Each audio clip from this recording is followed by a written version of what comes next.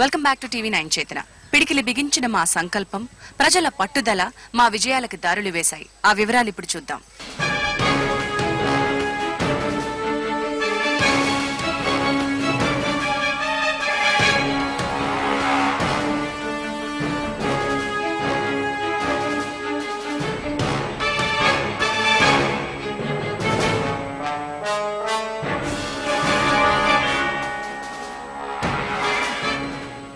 చేతన 4వ committee RK huts Bathukammakunta.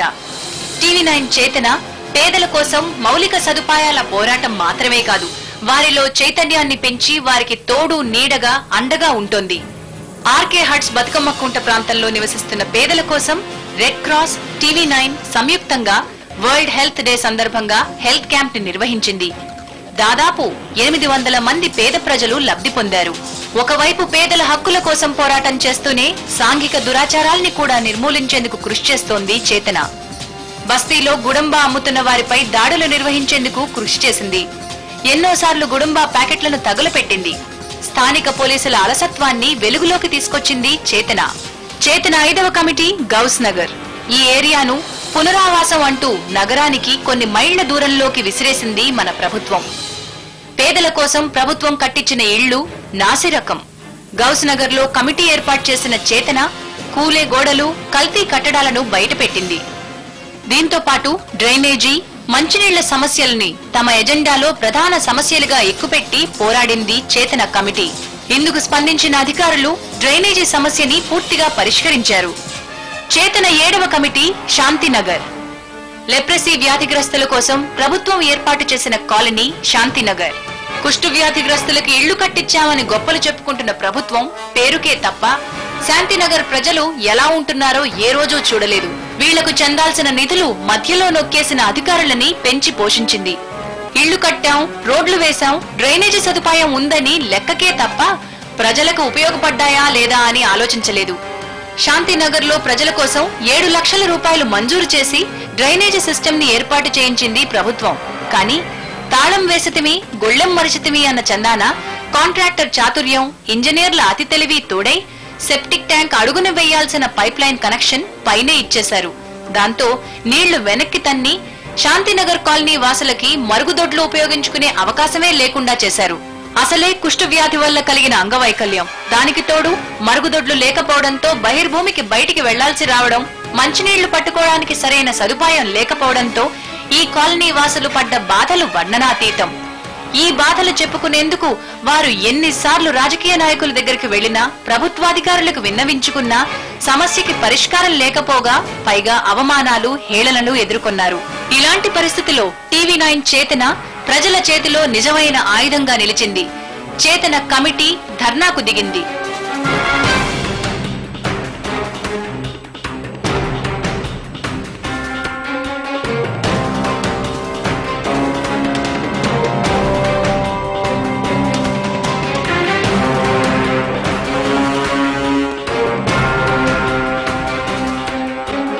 అధికారులను కాలనీకి తీసుకువచ్చింది.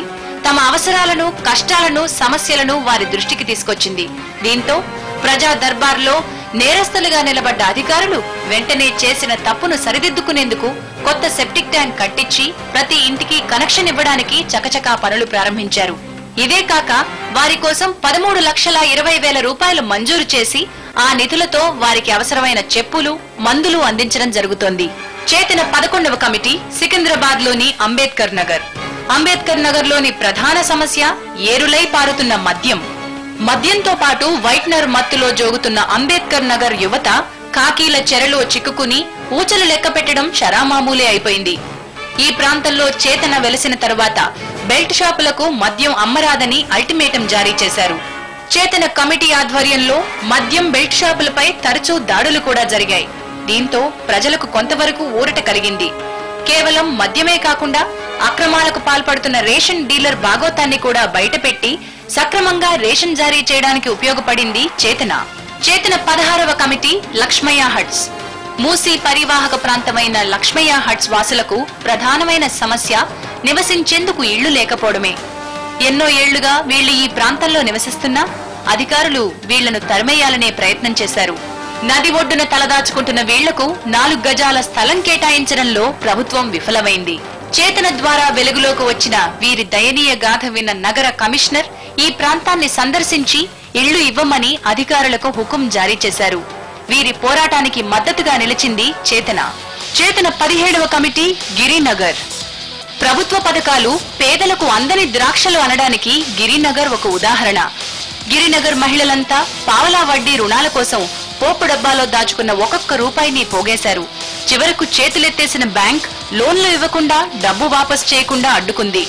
దాంతో ఆగ్రహించిన ప్రజలు చేతన మద్దతుతో ధర్నాకు దిగారు. డబ్బు వచ్చేంత వరకు నాయకులు అధికారులపై యుద్ధం చేశారు. విషయాన్ని సాగదీస్తే ఉద్యోగాలకే ఎసరు వస్తుందని భయపడ్డ మున్సిపల్ అధికారులు వెంటనే రుణాలు మంజూరు చేశారు.